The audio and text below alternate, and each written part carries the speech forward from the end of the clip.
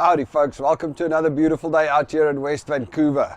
What a crazy busy time it's been this last few days, or well, ever since we got back. On the one hand, I'm still dealing with the time zone changes because my day and night are completely screwed up. I wake up at 2 o'clock in the morning and I start working, and then I go to bed by 7 again, and I'm trying to get my clock tuned in, but it's not that easy. Hopefully that'll settle down soon. And for the rest, it's just very busy because while we were in South Africa, we couldn't do a lot of work. Well, I mean, there's internet and everything, but there were rolling blackouts and a couple other things that's going on, and the internet wasn't always that great. So and you know, I'm used to working on my computer with my two big screens. Then when you're sitting and working on a laptop, your productivity just takes a major dive. So there's a lot of stuff that I need to catch up on that. And then, as luck would have it, it's also a very busy time with our books because there's a whole bunch of books that's going to print. We need to print the NFT yearbook. We're printing Innovate Adelaide in Australia. We are currently printing Innovate Vancouver Volume 2. We are going to print with Innovation Quebec and Innovate Alberta. And we are going to print with, there's another one, which I can't actually think of now.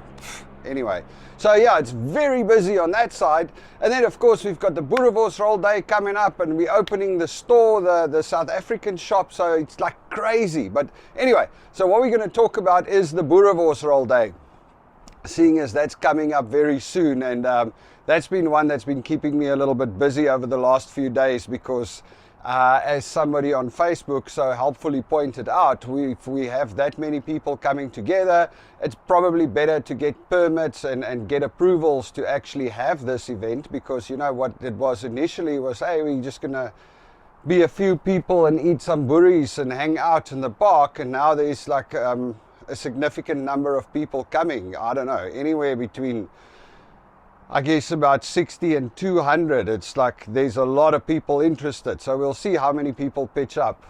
Any which way, so in a rush last week, I arrived here and I'm like, oh my gosh, now we got to get permits, because I mean the last thing we want to do is get in trouble in our new country. We moved here because the law works here, so we try and stick with the law, you know. If it was South Africa, we would have probably just like gone for it and not worry too much. But any which way, what I wanted to tell you is, so I started reading up online about these permits that we need, and I'm like, oh my gosh, this is a mess, because you need to apply at least 30 days before, and there's like all these rules and regulations.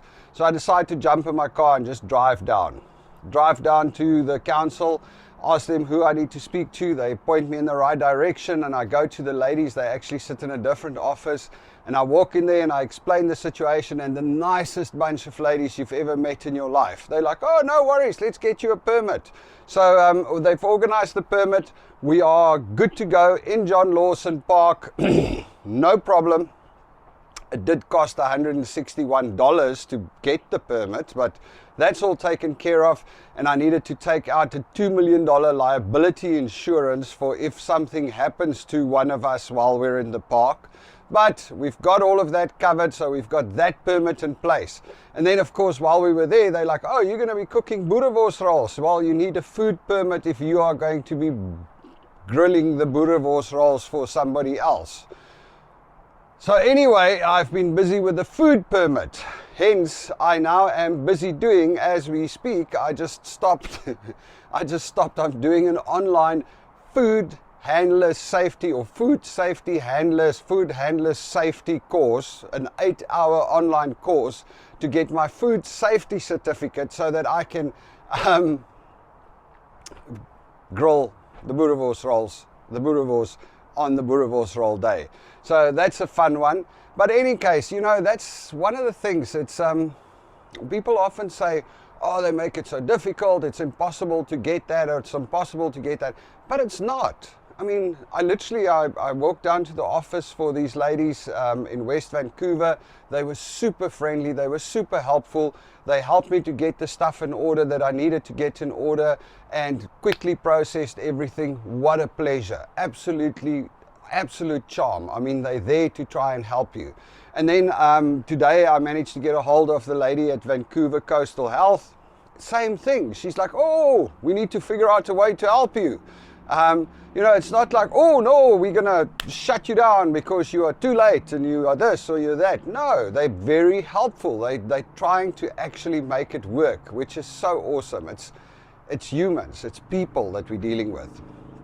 But anyway, there are quite a few little regulations that we need to deal with. So for a start, we need somebody on the site with a food handler certificate. Hence, I'm doing the online course right now. We had one, Brahm has a food handler certificate from South Africa, but apparently the lady came back and said it's not good enough. So that's a pity, otherwise I could have skipped this 8-hour course. But anyway, we're doing that. We need to get plywood sheets to put under the barbecue because it has to be on solid ground. It can't stand on grass. The logic there is not maybe always 100%. I'm not 100% sure what the difference is, but it is what it is. I suppose it's to keep any contaminants off of the grass away from the feet of the grill, or that it can't splash up. I don't know. But anyway, so now we've got to go and get some plywood sheets to lay under the barbecue and under the tables and under the tent that we're going to be using. So that's something. Well, it's not that hard. Just got to go and get some plywood sheets. So we're going to take care of that.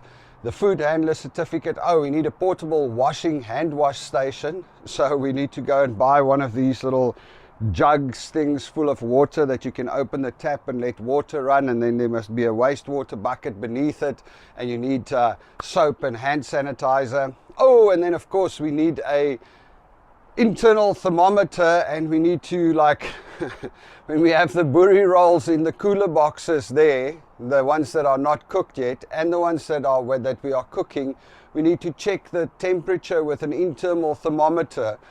Every 2 hours we need to note down what the temperature of the frozen wors is, and we need to check an occasional sausage on the grill to make sure that we cook it to the right temperature. So that we need to go. So I need to go get a thermometer. Then, what else was there? Oh, and then because there isn't a washing station, we need to have extra tongs, so extra braai tongs, a couple of sets of extra braai tongs, because if you accidentally drop a braai tong, there's nowhere to wash it, so you need to have a spare clean one. And then we need food safe containers for everything, and then the bread and the onions. We're not allowed to, which actually works out great because we were going to do that anyway. We're not allowed to grill the onions at home. Everything must be made there on the spot. Anyway, so yes, there's a long list of rules and regulations, but we are ticking them off one by one as we go, and we are good to go for this boerie roll day. So, and it's going to be super exciting. We actually met a bunch of people down at the rugby the other day as well, on Sunday.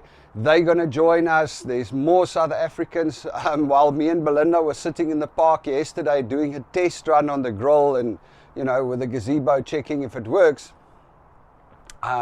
we actually had 2 other South Africans that live around here that walked up and said, how's it? And they said they're going to come by. So it might turn out to be a really, really nice big get together. So see you all there, man.